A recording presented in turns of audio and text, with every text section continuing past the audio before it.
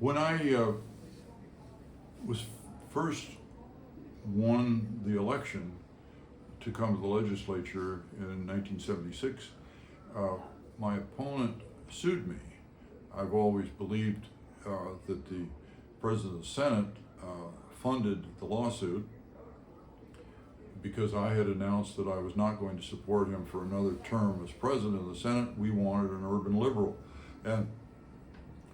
But when I went to trial, they said I told a lie when I said that my opponent had accepted an $800 campaign contribution from a conservative Republican business group.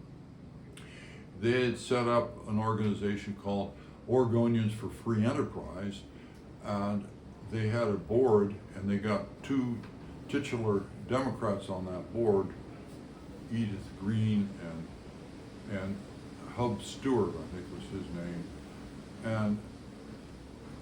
But they had an executive committee, all Republicans. And this had been exposed by the Willamette Week just before I put out my one piece of campaign literature the first time I ran, and it had that statement in it.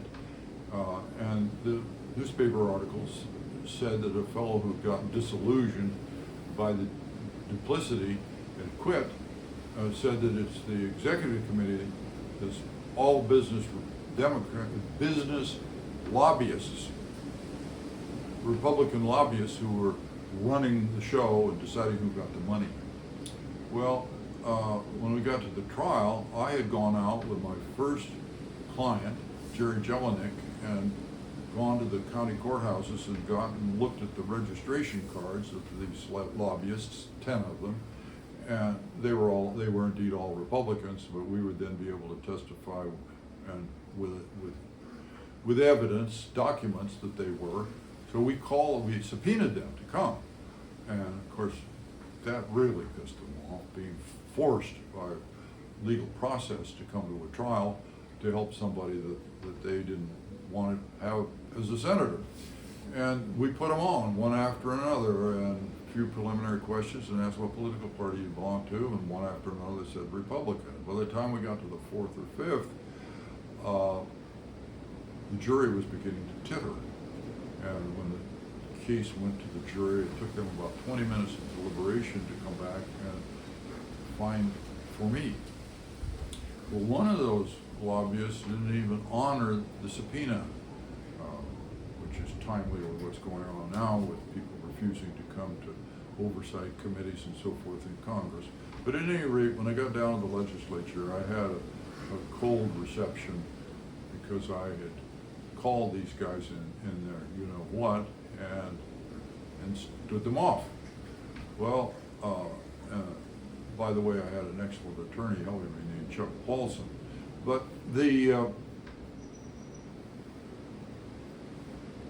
I got down there and I was invited to the hello party, and I was told how that worked, and everybody came, and the lobbyists paid for a big lavish dinner with all the drinks you wanted, and I said no.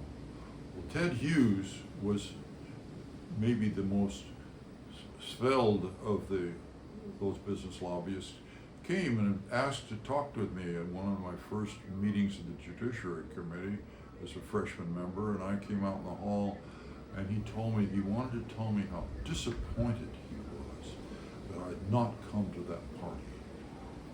He was disappointed.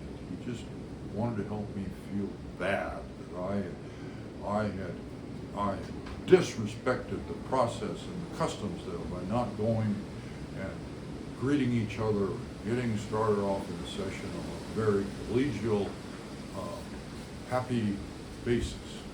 And I just looked at him, didn't know what to say.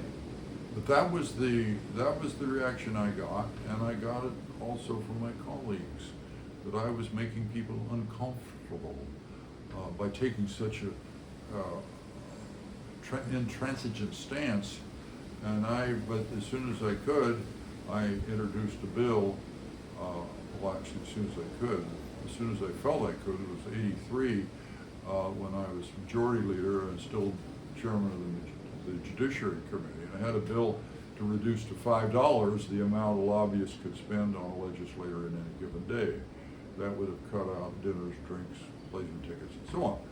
And they fought that the last ditch, and I was able to twist arms as majority leader and get it passed by 1 or 2 votes and sent over to the House. The House Judiciary Chair then gutted it and stuffed in a bill that was nothing.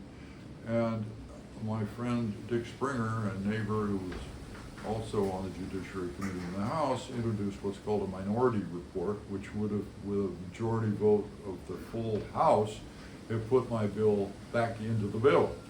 And he was only able to get 18 meager votes out of 60 members. At the end of that daily session, my friend Karen, who was trying to help me, Karen's, hit the gavel and said, "So ends today's session of the Capitol Club," which was the name of the group that the lobbyists belonged to. And I didn't get the bill. Years later, Jeff Merkley did get a similar bill through, maybe 10 years later. And I have never really gone down there to ask on the ground what the dinner and drink business is. But it's my understanding that Jeff Merkley's bill greatly restricted that, because you can't get people to help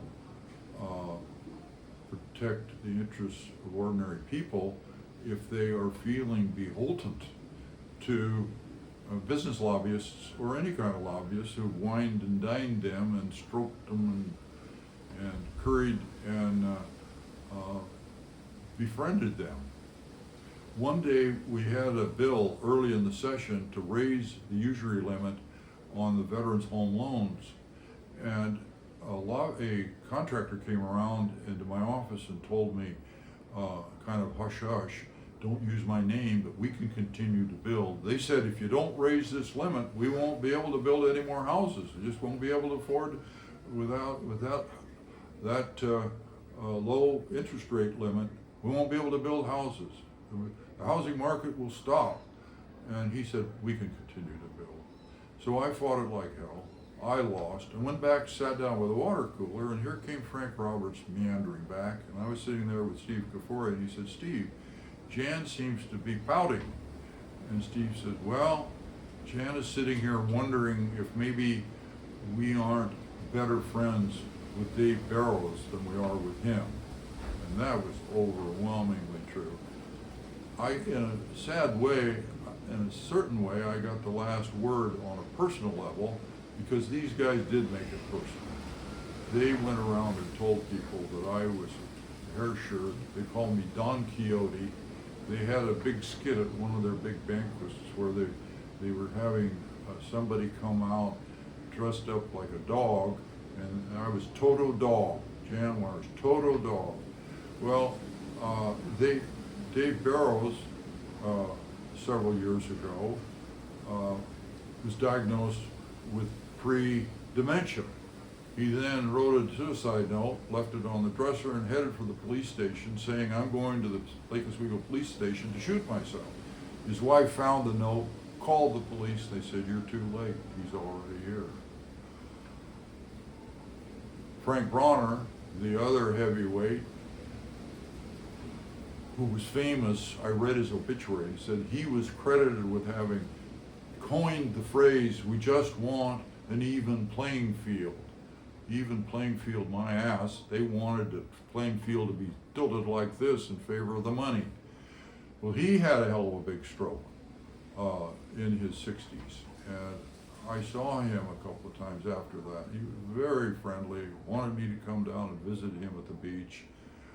That happened once before he had the stroke. But his last years were awful. His speech was slurred, he was unsteady and walking.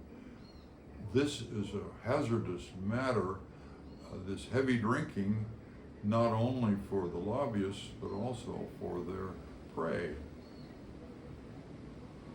And I don't regret having been a hair shoe one bit.